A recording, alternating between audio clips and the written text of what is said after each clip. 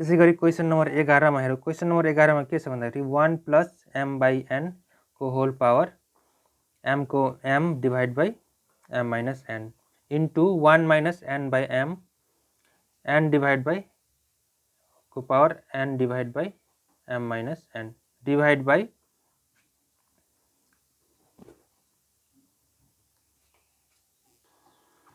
+1 divide by m divide by m minus n। त्यसैगरी m divide by n minus 1 को whole n divide by m minus n equals to, अब यसलाई LCM गर्दाखेरि के हुन्छ त n plus m divide by n को whole power m divide by m minus n। त्यसैगरी यहाँ पनि त्यसै गरौँ एलसीएमले के हुन्छ त m minus n divide by m whole power n m minus n divide by यहाँ पनि त्यस्तै गरौँ n plus m divide by m m minus n। त्यसै गरी यहाँ पनि त्यही गरौँ m minus n divide by n को whole n m minus n।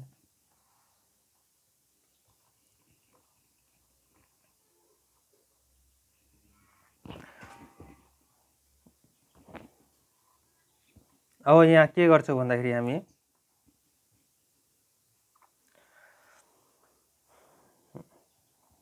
यो दुईटै जुन छ नि दुईटैलाई चाहिँ मल्टिप्लाई फर्ममा लान्छौँ। त मल्टिप्लाई फर्ममा लानुभन्दा अगाडि हामी अलिकति यिनीहरूलाई रिएरेन्ज गर्छौँ। रिएरेन्ज कसरी गर्छौँ भन्दाखेरि यो m छ नि m लाई मैले अगाडि र n लाई पछाडि लेख्छु, m प्लस n लेख्छु।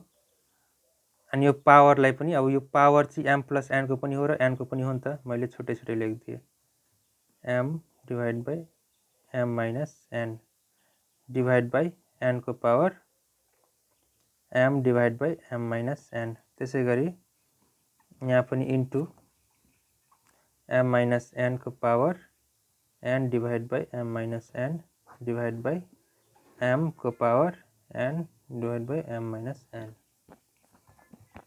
त्यसै गरी डिवाइड बाई यहाँ पनि मैले अलिकति रिएरेन्ज गर्दै के लेखेँ भन्दाखेरि m लाई अगाडि लेखेँ n लाई पछाडि लेखिदिएँ, बस m divide by m minus n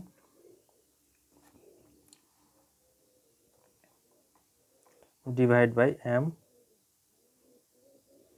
divide by m minus m into m minus n divide by n अनि यहाँ पावर चाहिँ के छ त n divide by m minus n divide by m minus n हो। यिनीहरू यो दुईटैलाई अब यो मुनि छ नि त, यिनीहरूलाई चाहिँ हामी मल्टिप्लाई फर्ममा लेख्छौँ।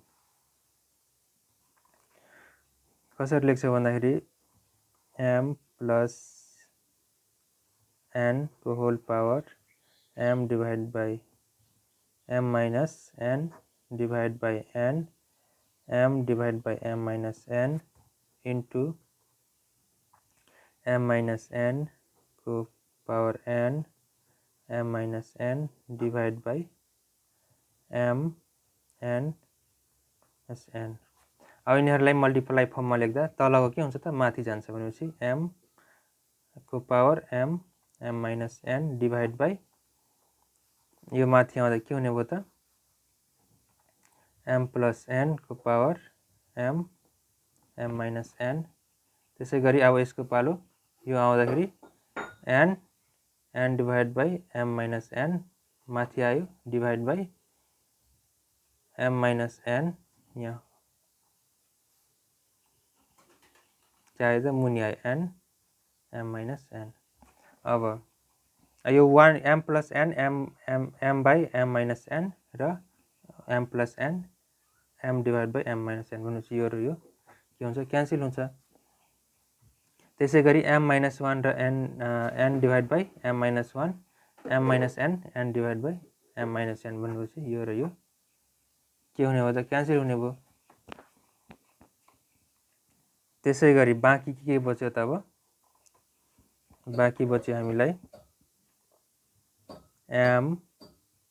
m divide by m minus n into n n divide by m minus n बाँकी बच्यो। त्यसै गरी divide by n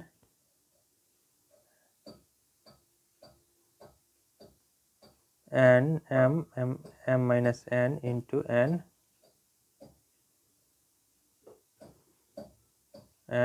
minus n भनेपछि m सँग के छ त m भनेपछि यो n भइहाल्यो। यहाँ के छ त यहाँ m रहेछ, यो चाहिँ के हो त m हो।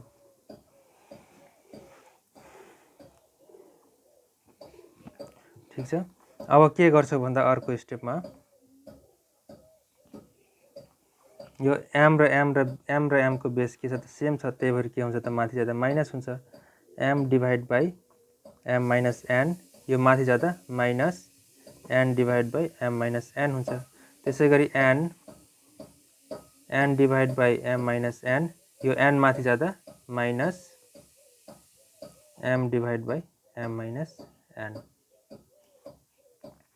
त्यसै गरी यसमा एलसीएम के आउँछ त, एलसीएम आउँछ m माइनस n भनेपछि m माइनस n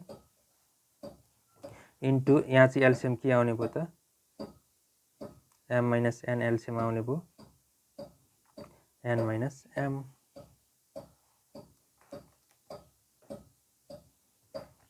त्यसै गरी यो र यो के हुने भयो, क्यान्सल हुने भयो, बाँकी बच्यो m को पावर 0